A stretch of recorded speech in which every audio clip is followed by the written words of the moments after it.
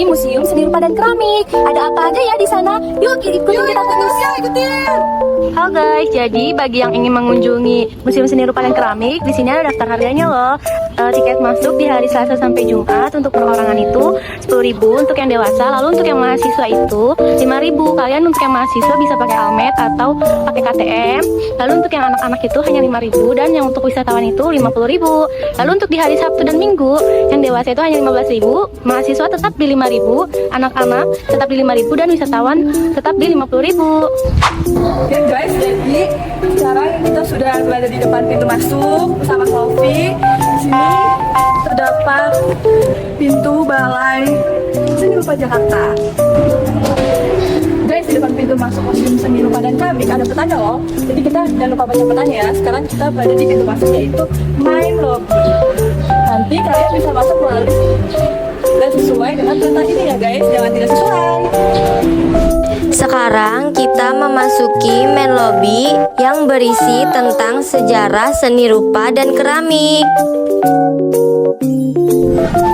Oke guys, di sini ada sejarah keramik di Indonesia.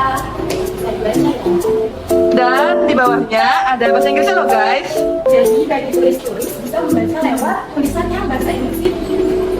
Jadi di sini itu ada barang-barang muatan intan white buatan Cina di Nasingsong abad ke-10. Nah, kalian bisa lihat di sini ada kapal yang karam dan juga piring-piring yang ada di dalam kapal tersebut yang berisi pecahan-pecahan. Nah, konsep karya seni ini itu simbol tragedi atau sejarah maritim, sering digunakan dalam seni sebagai representasi kisah epik.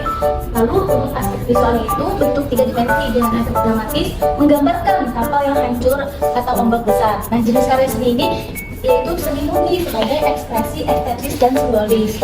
Pendekatan estetik bisa termodernan atau modern bergantung pada gaya yang digunakan. Lalu untuk bahan baku karya tersebut itu biasanya dari kayu, resin, atau logam. Lalu untuk teknik rupanya itu menggunakan teknik tahap, lukis, atau kolase. Nah, sejarahnya itu ialah kapal karam yang memiliki sejarah yang signifikan, seringkali berkaitan dengan peristiwa penting. Contohnya itu kapal Titanic atau kapal-kapal yang di jalur perdagangan Eropa ya pada masa lampau. Jadi guys, di sini adalah lukisan yang menggambarkan adanya Pak Soekarno beserta rakyatnya pada era kemerdekaan tahun 1945. Karya ini dilukis oleh Otto Geger tahun 1916 sampai 2002 yang berjudul Rapat Ikada, yaitu tentang rapat raksasa yang diadakan dan pengumuman proklamasi. Lalu rapat ini diraksai oleh Tan Malaka atau yang kemudian dianugerahi gelar pahlawan nasional pada tahun 1923 dan diselenggarakan di Tanah Jakarta. Lalu pertemuan ini dihadiri oleh 350.000 orang loh. Kemudian masa membuat diri dengan tertib dan damai. Iya guys, jadi di sini untuk yang malas baca atau yang nggak bisa baca bisa mendengar loh lewat Inggris, kami Ukil Voice Over. Jadi di sini kalian bisa mendengarkan lewat voice over lewat laptop ini. Oh iya guys, jadi di museum ini kita nggak boleh menipu barang-barang yang ada di sini maupun itu pisang, karya-karya seni lainnya, patung atau apapun karena di sini ada perintah untuk dilarang menyentuh koleksi. Jadi untuk kalian yang ingin mengunjungi museum ini, nggak boleh ya menyentuh koleksi-koleksi yang ada di sini.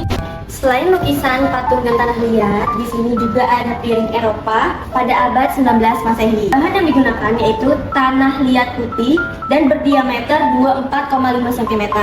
Dengan hiasan digambar menggunakan kuas dan sablon. Jadi, piring besar dari Eropa abad ke-19 ini menggunakan konsep karya seni dekoratif yang sering digunakan untuk keperluan makan atau pajangan. Motifnya biasanya menampilkan pemandangan flora atau fauna dengan detail yang indah. Aspek visualnya ini memiliki desain 2 dimensi dengan permukaan datar yang dihiasi detail dekoratif seringkali dengan warna biru dan putih atau motif bunga yang rumit. Jenis karya seni ini termasuk seni terapan karena selain bernilai estetis, piring ini juga memiliki fungsi praktis. Dengan pendekatan estetik menggunakan estetika pra-modern di mana keindahan dan detail ditonjolkan dengan teknik tradisional. Bahan baku karya terbuat dari keramik atau porselen, bahan populer pada masa itu untuk perlengkapan makan. Teknik rupa dibuat dengan teknik lukis tangan atau sablon transfer untuk menghasilkan detail dekoratif yang presisi. Sejarah piring dari periode ini sering diproduksi di pabrik-pabrik terkenal di Eropa seperti Inggris dan Prancis dan mencerminkan gaya hidup serta selera masyarakat kelas atas pada abad ke-19. Selanjutnya di sini ada penyaringan air berkevel pada abad 20 Masehi dengan bahan batuan bietom atau kisowur dengan hiasan cetak dan digambar menggunakan kuas. Wadah penyaringan air berkevel dikenal sebagai tempat air minum pada masa lalu yang dipercaya sebagai filter air penjernih air dan antibakteri. Wadah memiliki satu keran di bagian bawah untuk menyalurkan air bersih hasil penyaringan seluruh keramik yang tersimpan dalam wadah. Bentuk wadah umumnya bulat silindrik berukuran besar, memiliki tutup dengan bentuk cembung meninggi dan pegangan berbentuk kuncup bunga. Pola hias yang digunakan merupakan kombinasi bentuk geometris dan vegetasi bergaya Art Nouveau yang terkenal. Hiasan yang ditempatkan pada semua bagian wadah mulai dari atas sampai dengan bawah. Demikian pula pada tutupnya dibuat menggunakan bahan batuan diatom yang sama. Warna yang digunakan adalah biru gelap. Pada sisi kanan kiri wadah terdapat pegangan yang berhias garis-garis lengkung berwarna biru. Secara keseluruhan, warna glasir adalah krem kecoklatan. Nah, sekarang kita mau lihat karya yang ada di atas. Guys, ternyata di dalam museum ini ada palet loh. Apa sih palet itu? Palet adalah peralatan pelukis batu yang sering digunakan pelukis sebagai tempat meletakkan cat, mencampur warna cat, dan mengecerkan cat minyak. Ada berbagai jenis bentuk palet dan bahannya. Ada yang terbuat dari kayu dan plastik. Selanjutnya di sini ada karya Gucci bertutur buatan Probolinggo yang dibuat pada abad ke-19. Karya ini termasuk karya tradisional art yang menunjukkan keahlian pria lokal. Gucci ini berbentuk 3 dimensi dengan desain elegan dan memiliki tonjolan pada tutupnya sebagai pegangan, termasuk dalam seni pria dan seni kerapan. Menggunakan pendekatan estetika pramodern, bahan bakunya berupa tanah liat yang dibentuk menggunakan teknik meja putar untuk menghasilkan bentuk yang simetris, lalu dihias dengan motif bunga yang dicat dengan tangan dan diberi glasir sebelum dibakar. Karya ini memiliki nilai sejarah, mencerminkan teknik kerajinan tradisional masyarakat Probolinggo pada zamannya dan memperlihatkan pengaruh budaya Tiongkok dan Arab yang turut membentuk corak seni keramik di Jawa Timur pada masa itu. Di sini ada seni corak bentuk yang berasal dari keramik Jawa Tengah. Pada abad ke-20 modern, pundak dan leher dihias dengan warna hitam kecoklatan. Jadi konsep karya seni ini, konsepnya itu karya seni tradisional yang biasanya digunakan untuk menyimpan air. Nah, aspek visualnya itu terdapat dari 3 dimensi yang berbentuk bulat dengan bercerat kecil di lehernya untuk menuangkan air. Jenis karya seninya ini jenis karya seni pria yang berfungsi memiliki nilai budaya.